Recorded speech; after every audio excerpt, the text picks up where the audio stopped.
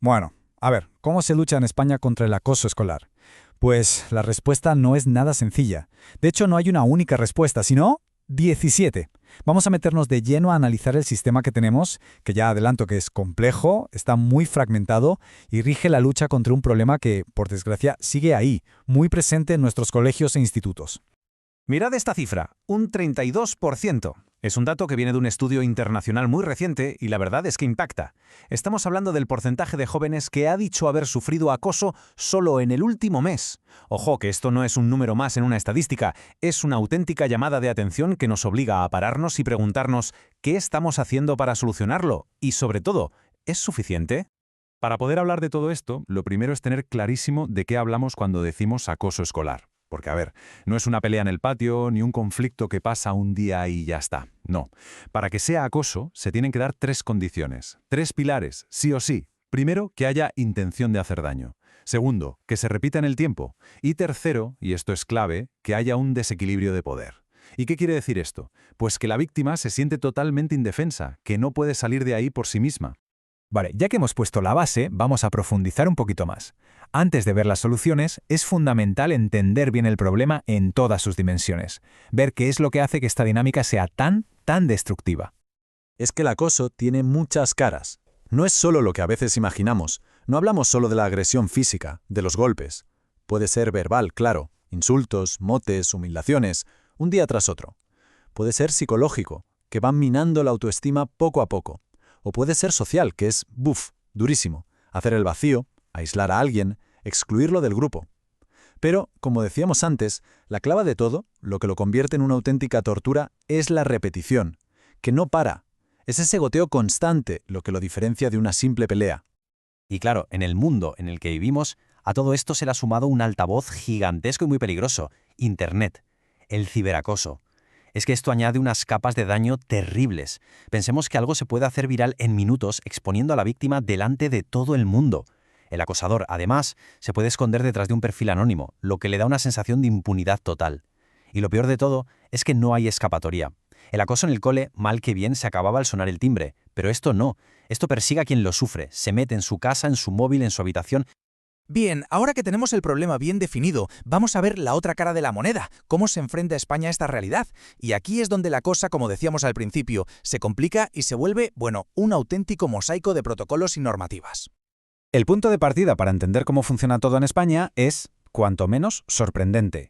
Y es que a pesar de lo grave que es el problema, no existe una única ley estatal, una ley para todo el país, que se ocupe del acoso escolar de forma específica. Y claro, ¿esto qué provoca? Pues un marco legal que muchos expertos no dudan en calificar de fragmentado y poco consistente.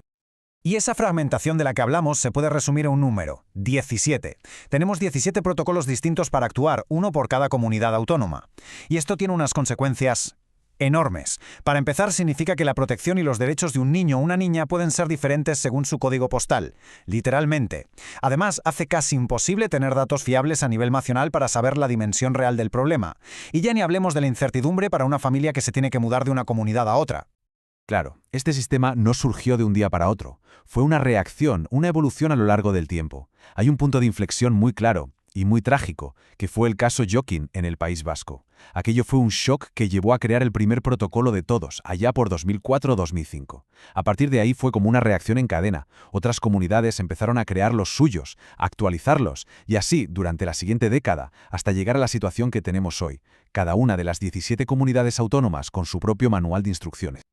Ahora bien, y aquí viene lo interesante.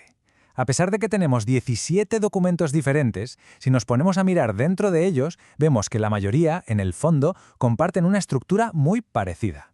Hay como un patrón, un esqueleto común que sirve de guía para actuar en casi toda España. Esa secuencia de actuación que casi todos siguen se puede resumir en 4 pasos. Primero, la identificación. Todo empieza con una sospecha, con alguien, un profe, la familia, un compañero, que da la voz de alarma. Segundo, la confirmación. Aquí se abre una pequeña investigación para ver si de verdad se cumplen los 3 pilares del acoso que vimos antes. Si se confirma, pasamos al tercer paso, diseñar un plan de intervención. Y ojo, un plan integral, que no solo se centra en la víctima y el acosador, sino en todo el entorno, los compañeros que miran, las familias, los profesores. Y por último, el cuarto paso, la evaluación y el seguimiento, para asegurarse de que las medidas funcionan y el acoso se ha detenido de verdad.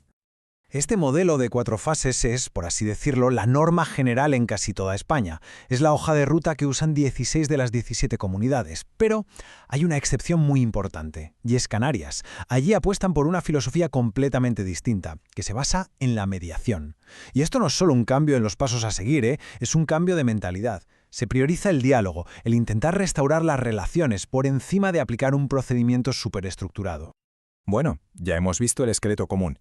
Pero ahora toca meterse en la letra pequeña, en las diferencias importantes y también en los huecos que tiene el sistema, porque, aunque la base sea parecida, como se suele decir, el diablo está en los detalles. Una de las grandes diferencias, casi una división filosófica, está en qué se hace cuando se confirma un caso de acoso. Hay dos grandes enfoques. Por un lado, el restaurativo, que lo que busca es reparar el daño, reeducar y que la persona que acosa entienda de verdad lo que ha hecho y se reintegre. Por otro lado, está el enfoque punitivo, que se centra en la sanción, en el castigo, que en algunos casos puede ser hasta la expulsión del centro. Y aunque parece que la tendencia es ir hacia lo restaurativo, la realidad es que el castigo puro y duro sigue muy presente en muchas normas. Otra diferencia brutal la vemos en lo específicos que son los protocolos. Un ejemplo clarísimo es el ciberacoso. Todas las comunidades lo reconocen como un problema, claro, pero solo 6 se han molestado en crear un protocolo específico para tratarlo. Y la cosa es aún más preocupante si hablamos de colectivos vulnerables. Fijaos, solo la Comunidad Valenciana y Cantabria tienen protocolos pensados para alumnado con discapacidad o con diversidad de género. Esto deja un vacío enorme en la protección de quienes precisamente pueden ser más vulnerables. Al final, el problema de fondo se puede resumir con una expresión que lo dice todo: vacío jurídico. ¿Y esto qué significa, en palabras llanas? Pues que el acoso escolar, como tal, como un todo continuado, no es un delito en nuestro Código Penal. Sí lo son sus partes por separado, claro. Una amenaza es delito, una lesión es delito, pero el pack completo del acoso no está tipificado. Y por eso, la justicia juvenil siempre dice que este es un problema que se tiene que resolver en el ámbito educativo, lo que deja a los colegios e institutos con una responsabilidad tremenda. Vale, ya hemos visto cómo está el panorama, con sus cosas buenas y sus muchas debilidades. Así que la pregunta es obligada. ¿Y ahora qué? ¿Hacia dónde deberíamos ir? ¿Qué hace falta para tener un sistema que sea de verdad más fuerte y más eficaz? Pues el análisis de todos estos protocolos apunta a varias cosas claras. La primera y más importante de todas, la prevención. Hay que poner el foco ahí, en educar en respeto, en tolerancia, para que el acoso ni siquiera empiece. Y para eso es vital que los profesores salgan de la universidad mucho mejor formados en este tema. Luego, que la intervención sea total, que implique a todo el mundo, también a los que miran y no hacen nada, porque su silencio, al final, es cómplice. Y por último, lo que ya hemos comentado, la necesidad de un marco legal a nivel estatal que sea más claro y unificado. Y todo esto nos lleva a la gran pregunta final, la pregunta del millón. Con 17 protocolos distintos, que se parecen en unas cosas pero que tienen lagunas muy serias en otras, ¿sería la solución definitiva crear un único protocolo para toda España? Un protocolo que, coja lo mejor de cada casa, pero que al mismo tiempo sea lo bastante flexible para que cada centro lo adapte a su realidad. Ese es el gran debate que está sobre la mesa, una cuestión que desde luego da mucho que pensar.